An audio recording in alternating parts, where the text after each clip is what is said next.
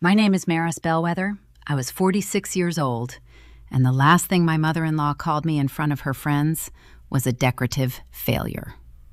Rosalind Pike said it over lunch at the Aurelian House in Chicago on Thursday, April 3rd.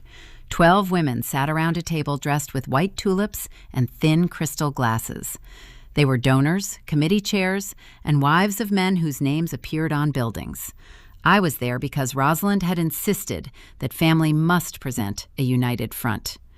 Maris has always photographed well, she said, touching the stem of her glass. That has been her contribution to Quentin's career. A few women looked down at their plates. One laughed because she thought she was supposed to. My husband sat beside me, cutting his salmon into careful squares. He did not defend me. He only gave me the small, satisfied smile he used whenever his mother had wounded someone cleanly. Before I tell you what happened after that lunch, please subscribe, because some families only reveal the truth when they believe the quietest person has nowhere left to go. Rosalind was planning the largest event of her life.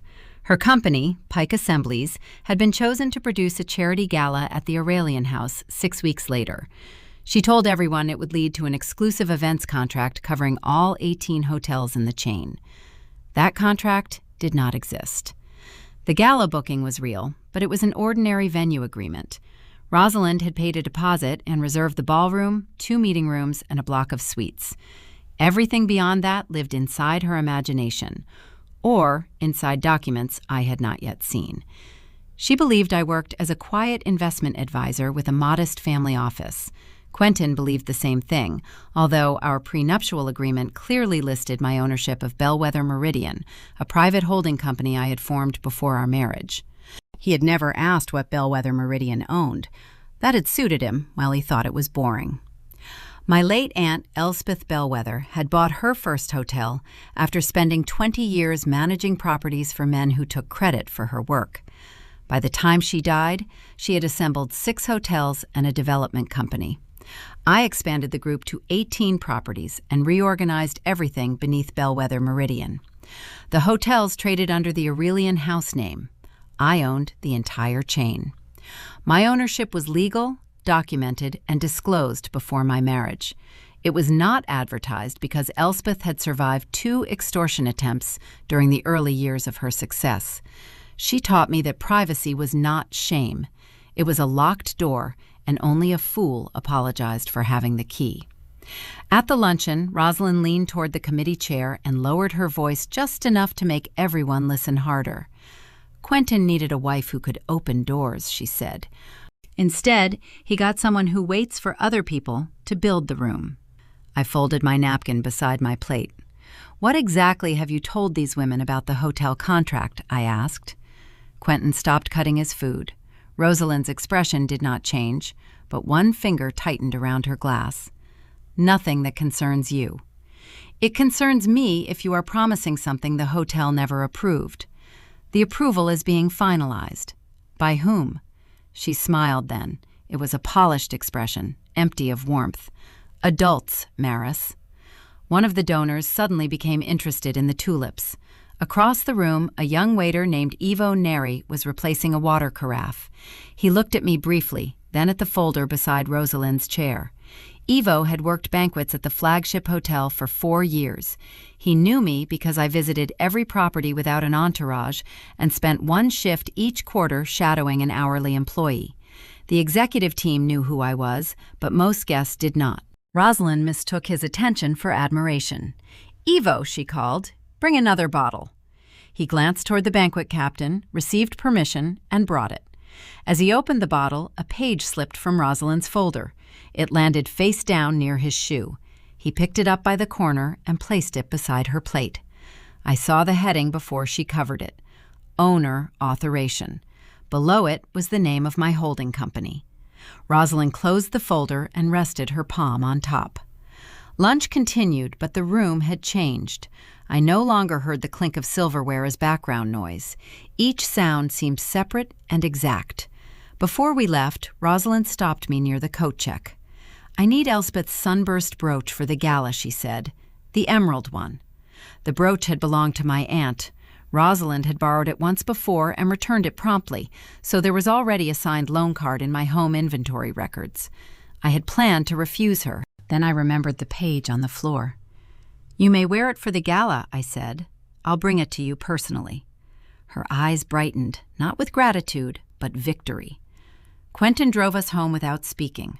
When we reached our townhouse, he left the engine running while I unfastened my seatbelt. "You embarrassed her," he said. "She called me a failure in front of 12 people. She was joking. She is claiming she has an owner authorization from my company." That made him turn. For 1 second, surprise crossed his face. Then it disappeared. "You saw a heading from 6 feet away."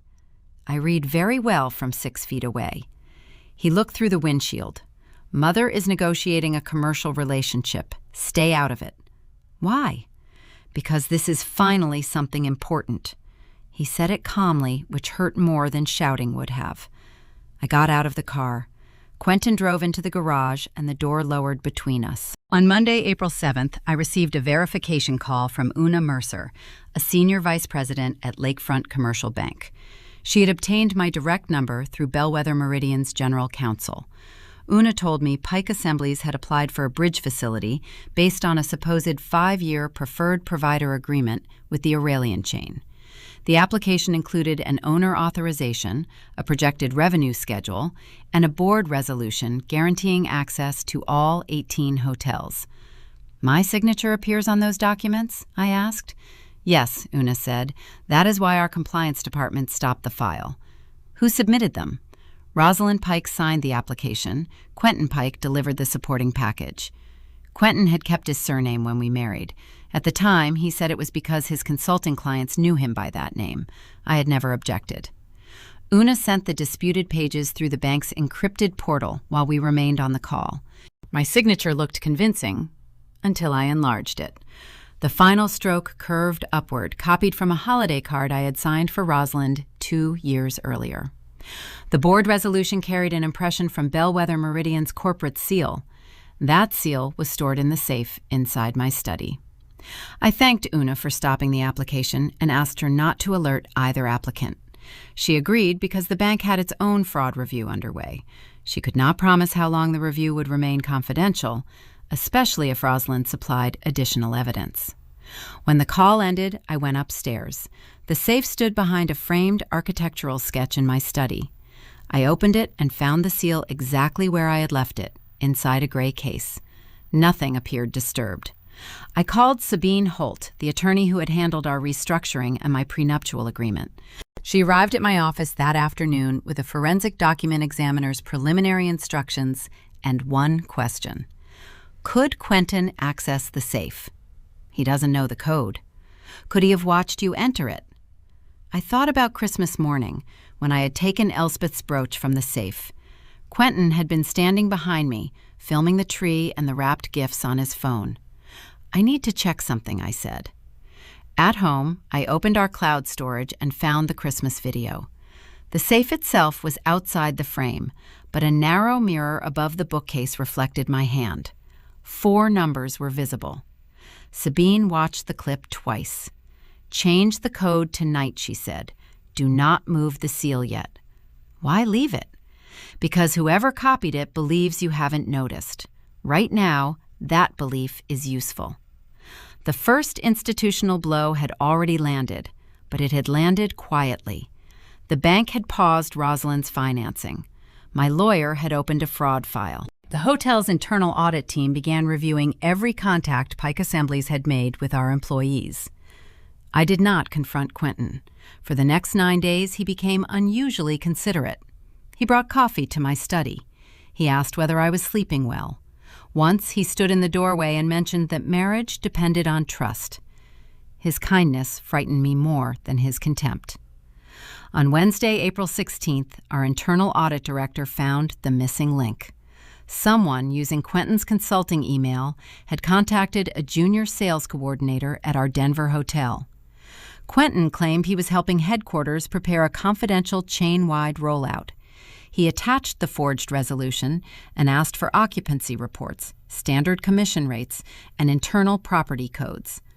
The coordinator sent him 2 reports before becoming uneasy and informing her supervisor.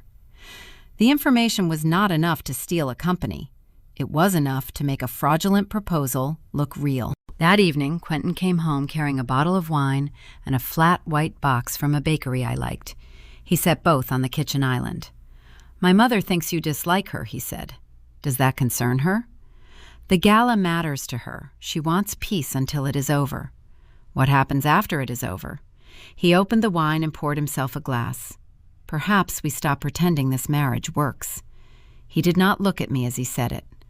I felt the answer settle inside me, hard and cold. He was not asking for a separation. He was warning me to cooperate until Rosalind secured the loan. "Is there someone else?" I asked. "No." "Is there money involved?" His glass paused halfway to his mouth. "You always make everything sound ugly." That wasn't an answer. He drank, then carried the glass upstairs. The bakery box remained unopened. In the morning, I found it in the trash. Have you ever watched someone become gentle only because they needed access to something you owned? Sabina advised me to let the bank review continue, but she also prepared notices terminating any unauthorized representation by Pike Assemblies. The hotel chain had not yet canceled the gala because the valid venue contract remained in good standing. Keeping the booking alive served 2 purposes. It protected the charity, which had done nothing wrong, and it allowed us to see who else Rosalind had approached. We soon learned she had promised investors a public signing ceremony during the gala. Her presentation claimed Pike Assemblies would become the exclusive producer for every wedding, conference, and charity event across the chain. She was not merely borrowing against imaginary revenue, she was selling pieces of it. On Tuesday, April 22nd, Sabina and I met with Una in a private conference room at the bank. Una placed a second submission on the table. Rosalind had responded to the compliance delay by supplying a letter she said I had written. It stated that Bellwether Meridian's assets had become marital property through Quentin's unpaid strategic contributions. It also claimed he could authorize contracts when I was unavailable. "He has never worked for Bellwether Meridian," I said. Una opened a leather folder. He provided calendars showing regular strategy meetings. The calendars listed dinners, vacations, and evenings when Quentin had asked casual questions about my work. He had relabeled them as executive consultations. One entry described our anniversary dinner as a 3-hour hospitality acquisition review. It was clever. Not clever enough to establish ownership, but clever enough to create confusion. Confusion was valuable when someone needed a bank to delay, a judge to hesitate, or an investor to believe there were 2 sides. Sabine asked Una whether funds had been released. "No," Una said. "However, the applicants have threatened to sue the bank for interfering with a signed commercial agreement." "They know the review has stopped," I said. Una nodded. "Someone informed them this morning. It did not come from my department." Rosaline had a contact somewhere. That evening, Quentin did not return home. At 11, a process server rang the bell and handed me a petition for dissolution of marriage, along with a request for emergency restraints against Bellwether Meridian. Quentin alleged that I had hidden marital assets and was preparing to transfer them beyond his reach.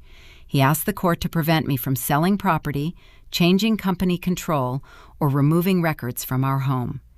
His filing did not say he owned the hotel chain. It asked the court to determine whether he might. That distinction nearly defeated me. The next morning, a temporary restraint froze major ownership changes until a hearing could be held. It did not transfer my shares, but several counterparties became nervous.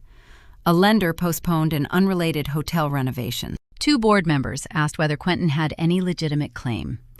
Rosalind called me before breakfast. "You should have stayed out of business," she said. "You forged my signature." Be careful with accusations. The bank has the documents. The bank has documents submitted in good faith by my son, who has spent years advising you without compensation. You called me decorative. You were, until you became destructive. Her voice remained controlled. She was not stupid, and she was not frightened yet. If you challenge the gala, she continued, Quentin will testify that Bellwether Meridian grew because of his work. Your privacy will look like concealment. Your board will panic. Your hotels will suffer. Sign the acknowledgement, and we can all leave with dignity. What acknowledgement? One will be delivered. She ended the call.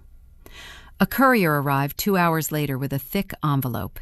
Inside was a settlement proposal. Quentin would withdraw his ownership claim if I validated Pike Assembly's contract and paid him for his supposed contributions. Sabine read the proposal beside my dining room window. They are using the divorce petition as leverage for commercial fraud, she said. Can we prove it? Not from this document alone. Their lawyer will call it global settlement language. What would prove it? A direct connection between the threat and the forged contract. A recording, a message, an authentic draft carrying their instructions. I thought of the corporate seal inside my safe. We checked the study camera, which recorded only when the alarm was armed. Quentin knew that. There was no footage of him opening the safe while we were home. Then I remembered the Christmas video. The cloud account preserved device activity.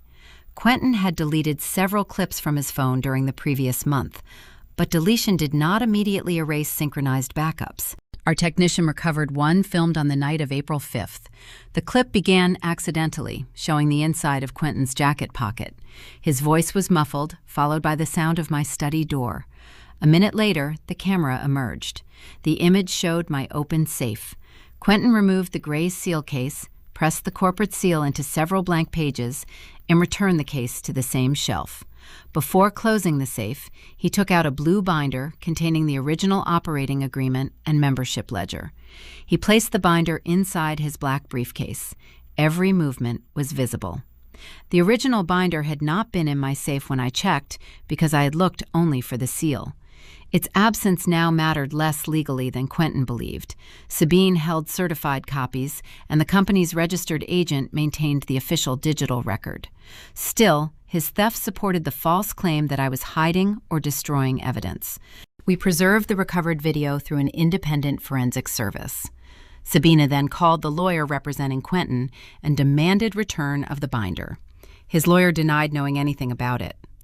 Quentin texted me 10 minutes later. Stop spying on your husband. I had not told him what we recovered. His lawyer had. The emergency hearing occurred on a Friday, May 2nd.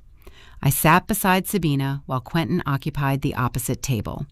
He wore the navy suit I had bought him for our 10th anniversary. Rosalind sat directly behind him.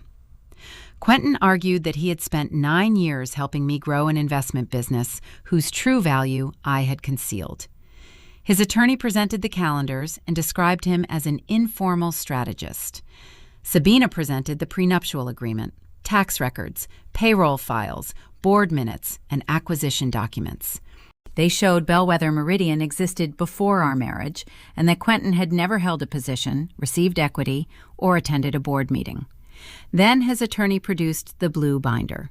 He called it a family copy that Quentin had kept for years. For a moment, the room became completely still. Quentin had almost won.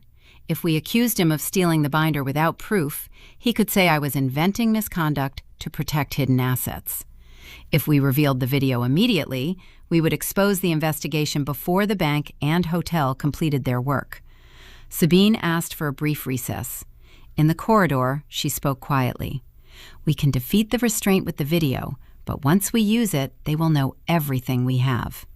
The gala is 9 days away. Yes. If we wait, the restraint could remain. It would not give him the company, but it would keep pressure on your board and lenders. I looked through the glass panel in the courtroom door. Rosalind was speaking into Quentin's ear. He seemed relaxed for the first time in weeks. This was the point when calm began to feel like surrender. How would you have acted in that corridor? Revealed the evidence immediately, or allowed them to believe their plan was still working? I chose a narrower path. Sabine presented an affidavit from the registered agent confirming the binder was not the controlling corporate record. She also showed dated photographs from my annual insurance inventory, proving it had remained in my safe until January. We did not accuse Quentin of taking it. The judge narrowed the restraint. I remained prohibited from transferring ownership, but normal operations resumed. The hotel lender released the renovation hold. Quentin received no access to accounts, buildings, or company systems. Outside, Rosalind approached me near the elevators. "You should accept the settlement," she said. "Next time, a technicality may not save you." I agree. Her eyebrows lifted. I agree that technicalities are unreliable. The elevator arrived. I stepped inside without her. By then, the bank had traced the leaked compliance information to an outside broker working for Pike Assemblies. No bank employee had broken confidentiality. Rosalind had guessed the file was delayed because her broker received no commission confirmation. Our internal audit team found something more serious. Quentin had offered the Denver coordinator a future position if she continued sending reports. She had preserved his voice message. In it, he said his mother needed authentic figures until Maris signed or became irrelevant. That recording connected the stolen data, the forged documents, and the pressure campaign. Sabine sent preservation notices to everyone involved. The hotel's security director, Felix Duran, prepared a plan for the gala. Una confirmed the bank would send a representative because Rosalind had publicly advertised a financing announcement. The charity's trustees were privately informed that the commercial presentation would not proceed. They agreed to continue the fundraising portion, provided the hotel assumed direct control of donations and vendors. Pike Assemblies no longer controlled the money. Rosalind did not know that. Quentin returned to our townhouse 2 nights before the gala. The temporary domestic order allowed him to collect personal belongings while I was present. Felix waited in the entry hall as an independent witness. Quentin carried 2 empty suitcases upstairs and filled them with clothes, shoes, and framed photographs. Felix recorded each item on an inventory sheet. At the study door, Quentin stopped. "I need the rest of my business records." "You removed the blue binder," I said. He stared at me. "That belonged to me." "No, it did not." "You cannot prove where it came from." I said nothing. That unsettled him. He walked into the bedroom and returned with my aunt's emerald sunburst brooch in its velvet box. "Mother needs this," he said. I promised she could wear it at the gala. He held out the inventory sheet. Beneath the list of his belongings, Felix added that Quentin was taking temporary custody of the brooch on Rosalind's behalf. Quentin signed. Felix signed as witness.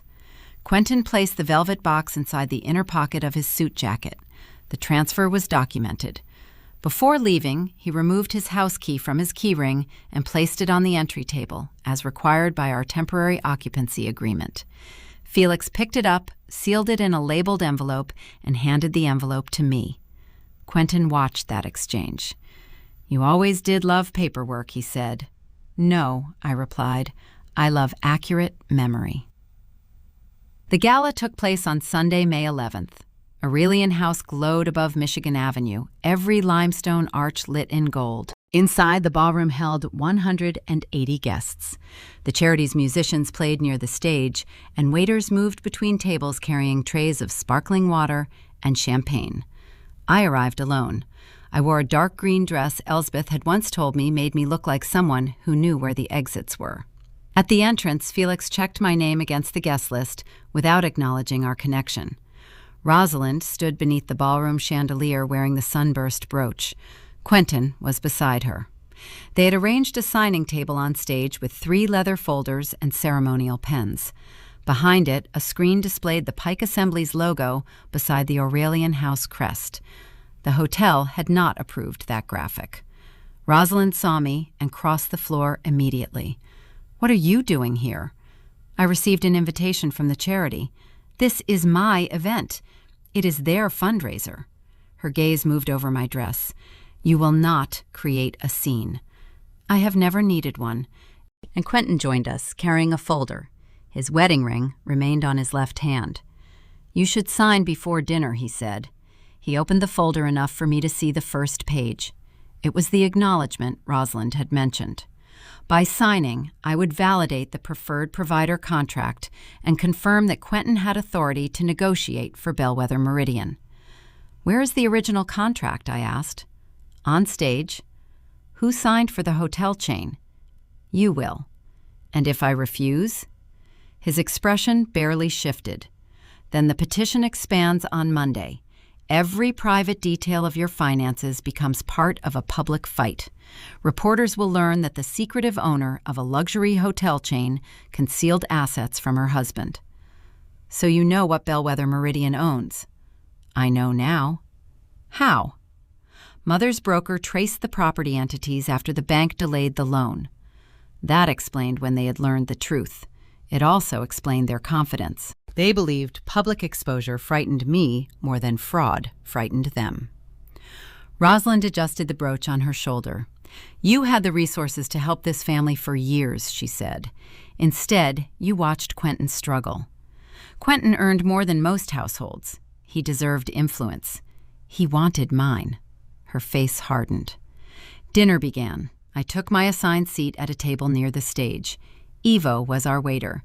He placed a folded menu before me and whispered, "Everything is ready." I nodded once. The charity chair welcomed the guests and spoke about housing grants for families leaving domestic shelters. Her remarks were warm and brief. Then she invited Rosalind to say a few words about the evening's production. Rosalind walked on stage as applause filled the room. She thanked the committee, praised Quentin, and described Pike Assemblies as a family company entering a historic partnership. The screen behind her changed to a slide showing all 18 Aurelian properties. We are proud to announce, she said, that Pike Assemblies will become the exclusive event partner for the entire Aurelian House collection. Guests applauded again. At a table near the front, Una sat beside two members of the bank's risk committee. Rosalind interpreted their presence as approval. Quentin came to my table. "It is time," he said. I remained seated. "No." His smile vanished. "Do not humiliate my mother." She did that herself. He gripped the back of an empty chair, then released it. Rosalind looked down from the stage. "Maris," she called into the microphone, "would you join us for the signing?" Every face turned toward me. I stood, but I did not approach the stage. "There will be no signing," I said. A murmur traveled across the ballroom. Rosalind descended the steps, still holding the microphone. This woman has spent weeks trying to sabotage a charitable evening because she resents her husband's success. I could hear each breath amplified through the speakers. Quentin moved beside her. "Sign it," he said under his breath. "No." Rosaline's control broke. "Get out," she screamed in front of the guests. The microphone carried her voice into the corridor. Quentin smirked. Then he pulled his wedding ring from his finger and threw it in my face.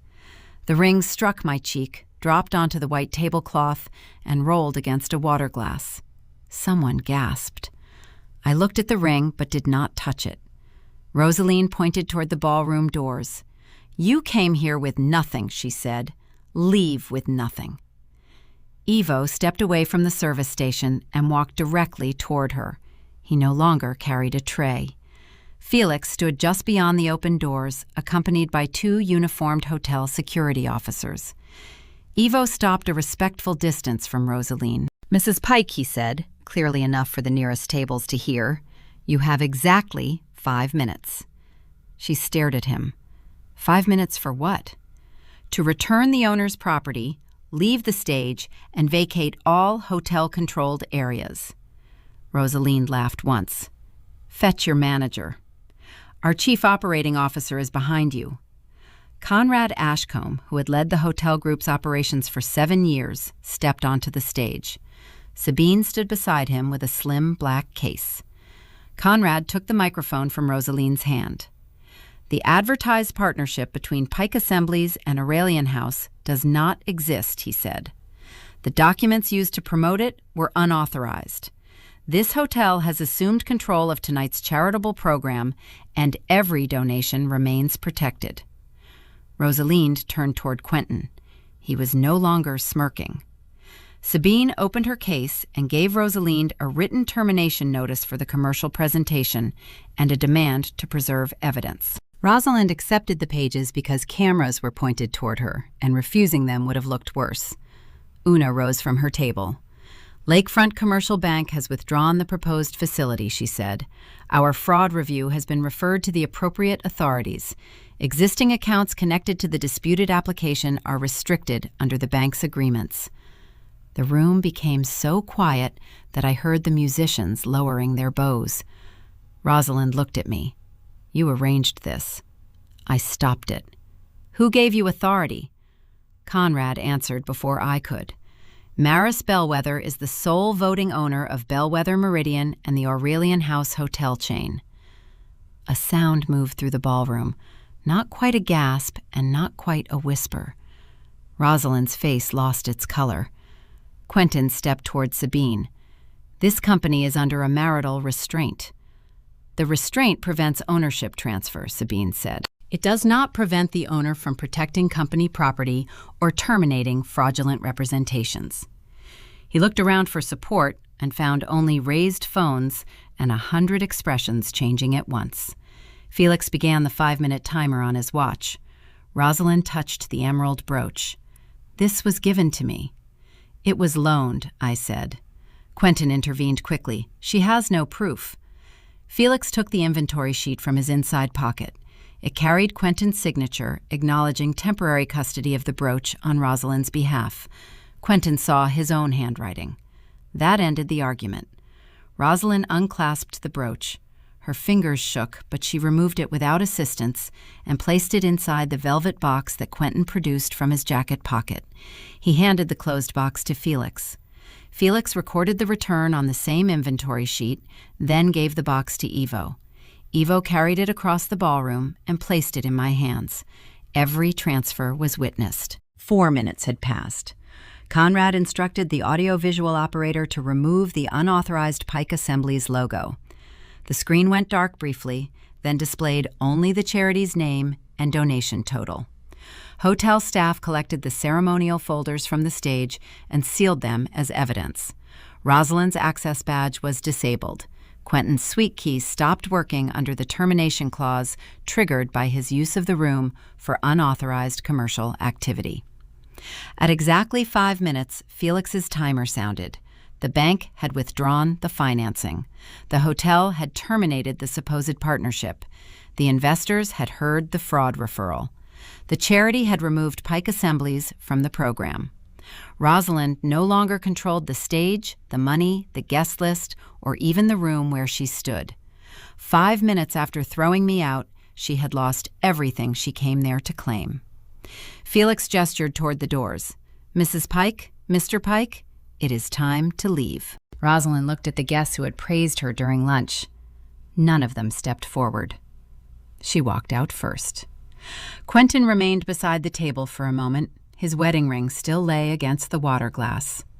Aren't you taking that? He asked me. No. It is yours. It was never mine. He picked up the ring himself, closed it inside his fist, and followed his mother. The ballroom doors shut behind them. No one applauded. I was grateful for that. The musicians resumed playing, softly at first. Hotel staff removed the signing table, and the charity chair returned to the stage. Her voice trembled during the first sentence, then steadied as she spoke about the families the evening was meant to help. Dinner continued. I stayed because leaving would have made Rosalind's scene the final memory of the night. I spoke with donors, thanked the staff, and sat beside Una while the last pledges were counted. Near midnight, I found Ivo in the service corridor, stacking unused menus. You should not have been placed in the middle of that, I said. He shook his head. Conrad asked for someone she would underestimate. He chose well. I opened the velvet box. The emerald sunburst rested inside, untouched. Elsbeth wore this when she signed the papers for her first hotel, I told him. Ivo studied it for a moment. She must have been brave. She was terrified. That is usually when bravery is required. I closed the box and put it inside my handbag. The criminal referral and divorce continued beyond that night, but those processes were no longer the center of my life. The recovered video destroyed Quentin's claim that he had kept the blue binder legitimately. He returned it through his attorney, who handed it to Sabine. Sabine delivered it to me at my office, and I placed it in the company archive rather than my home safe. Rosalind's company collapsed after clients canceled and creditors discovered how much depended on the imaginary contract.